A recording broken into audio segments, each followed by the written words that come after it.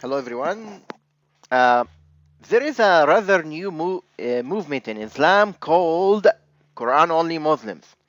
Those are Muslims that would deny all Hadith and TAFSIR.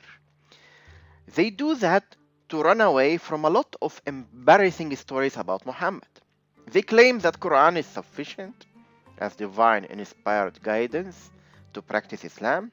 But if we actually applied that on Surah 66, for example, we will find that this is inapplicable. And we will explain why. Surah Surah Al-Tahrim, Surah 66, and I'm reading now from the beginning of the Surah. آية 1 and 2. يا أيها النبي لما تحرم ما أحل الله لك تبتغي مرضات أزواجك والله غفور رحيم. O Prophet, why do you prohibit yourself from what Allah has made lawful for you, seeking the approval of your wives? And Allah is forgiving and merciful. آية 2 لقد فرض الله لكم تحلة أيمانكم والله مولاكم والله وهو العليم الحكيم. Allah has already ordained for you, Muslims, the dissolution of your oath, and Allah is your protector, and He is knowing the wise. First of all, no one can come and say to me the favorite excuse that this is what you are saying is out of context, as we are reading Surah 66 from the beginning. And now we will start to ask big questions to Quran only Muslims or any Muslim who will run away from Hadith and Tafsir if it is embarrassing. After reading the whole Surah 66 from beginning to the end, and without using tafsir or reasons of inspiration, asbab al-nuzul, reasons of tanzil, what is the lawful thing from Allah that Muhammad prohibited on himself? You will not find an answer in the whole surah. Also, what was the thing that by doing it, Muhammad will gain the approval of his wives? You cannot know the answer. And of course, no answer. Quran only Muslims will have to admit that they need to refer to Hadith and Tafsir. Also, the questions will even become more harder to answer in Ayah 3. Let's read Ayah 3. وإذا أصر النبي إلى بعض أزواجه حديثا فلما نبأت به وأظهره الله عليه عرف بعضه وأعرض عن بعض فلما نبأها به قالت من أنبأك هذا قال من أنبأك هذا قال نبأني العليم الخبير. So this is a conversation between the Prophet and one of his wives, and she was not mentioned which one. So there was a conversation that he confided. Okay, let me read the Sahih International Translation. And remember, when Prophet confided to one of his wives a statement, and when she informed another of it, and Allah showed it to him, he made known part of it and ignored a part. And when he informed her about it, she said, "Who told you this?" He said, "I was informed by knowing the acquainted."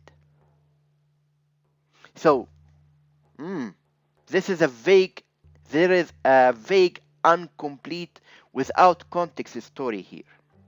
I can ask big questions, and Quran only Muslims will never be able to answer it unless they cheat and go to another Islamic book that explains the Quran.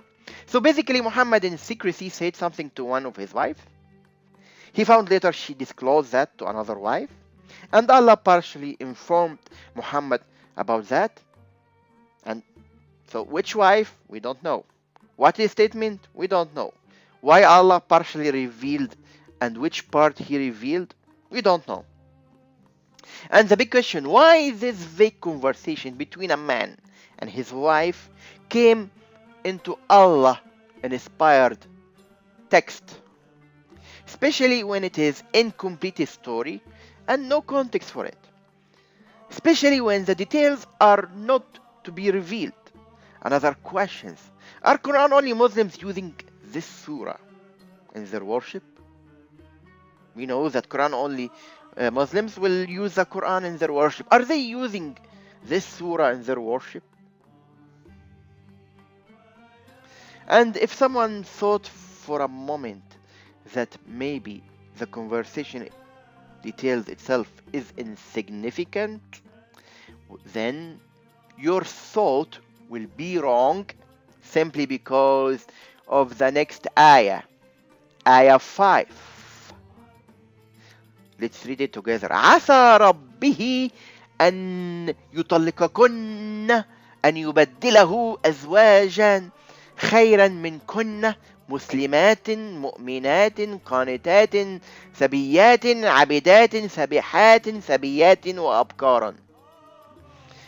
Perhaps his Lord, if he divorced you, would substitute for him wives better than you, submitting to Allah, which means that the prophets, the wives of prophets doesn't deserve to be mothers of the Muslims believers, frankly, because Allah is threatening them that you guys are lousy wives, you are not believing, you are not devoutly obedient, you are not repentant, you are not worshipping. Oh, looks like the wives of the Prophet Muhammad was kuffar. If I am without explanation and tafsir and I read this, I will doubt the faith of Muhammad wives. I will doubt the faith of Aisha. I will doubt the faith of Zainab. I will doubt the faith of all of them, because he's saying Allah will divorce you from Muhammad and give him better wives that are virgins and believers and obedient.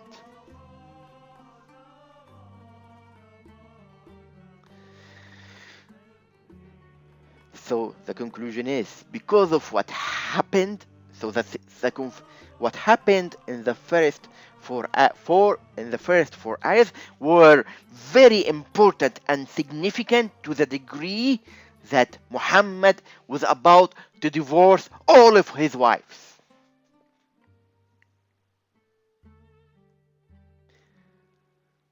Conclusion: Quran only Muslims doctrine does not make sense. Quran is not sufficient without hadith, reasons of tanzil and tafsir. And hence, Quran is not a book of huda and guidance, but a book of confusion. If you have any thoughts, feedback, objections, this is the email. Thanks and God bless you.